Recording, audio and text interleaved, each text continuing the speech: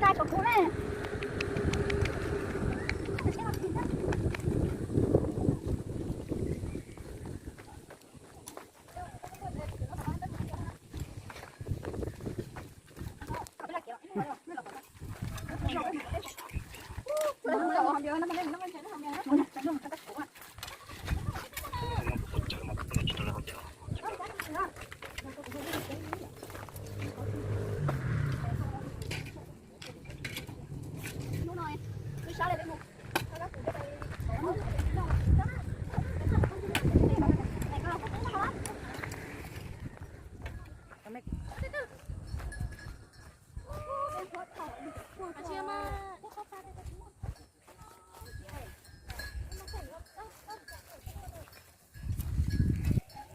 Khỏi đơn giản đâu mà.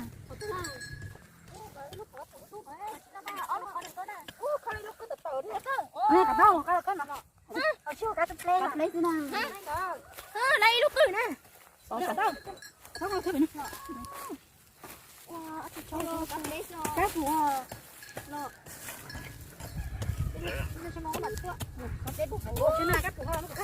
Đây lúc cười nó ở đây. Wow, gì mà ngoài liên thông này con lo đâu. Cho mà.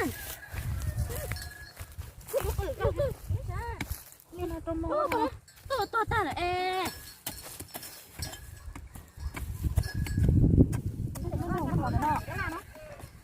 Thôi giờ.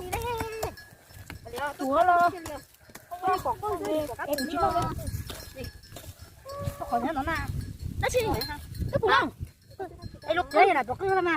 Chọc cái này không. Ơi cái này đã làm này cho con này. Một quả thằng nó sẽ có nói. Là khơi nè. Chúng các bữa các nè. Có mà hổ nô. Rồi, mất cái ao cứ lên mà. Ao cứ ra.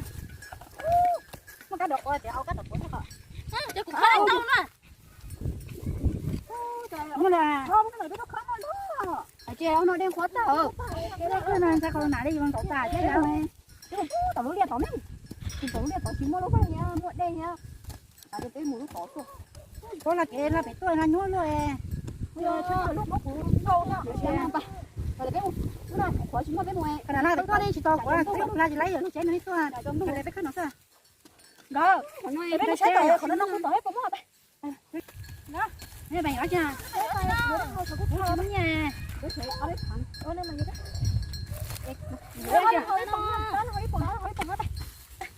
Ê chị thấy không? Tôi khẩu dành còn rồi. Ôi tôi về cho bạn. Thôi chứ về tới tôi đuôi về tôi quay về đấy. Tôi mà khơi lấy nè cái này đang nè từ tối mà khơi. Ủa sao để khơi cho mà, có chỉ khơi lấy đó. Đó, cái này nó to ba. Nó to ba gì đâu cô anh, tôi cắm gì nó tệ này cái giật thử đi. Nó giật thử năng chừng mua nè. Có tí nữa nói sao nè. Có buồn chơi của la kể là như cả chiếc la rồi vô anh nữa. Chỉ mua gì kia. Đưa cho nó. Tôi mua chế đó. Bắt chế. Bắt chế. Cái tàu nữa thấy không? Nó nó nhà này, cái tàu nè. Không. Chỉ mua ba. Mình cái này có thể lo luôn. Rồi, chị biết tâm rồi đây, tập nhạc chế à. Nó kỹ nó thế nào. Tôi chỉ biết hai cái dụng đồ, ngay trong cả cái tàu gì kẹt tiêu. Cho cỡ.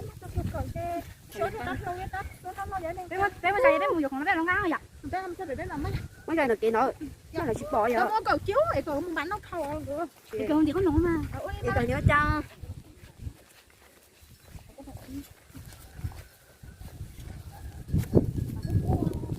Con nó nhớ đi là kia đó. Mà con nó nhớ là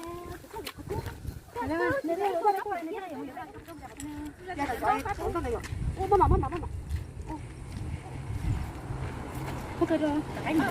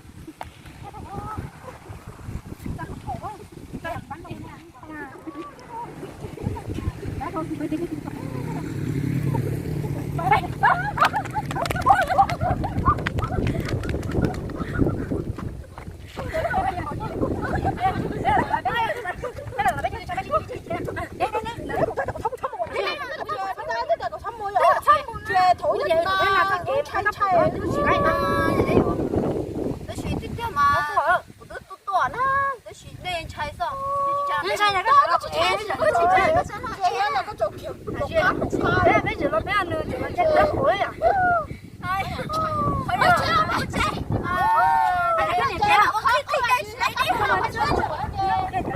cho kênh Ghiền Mì Gõ để không bỏ lỡ những video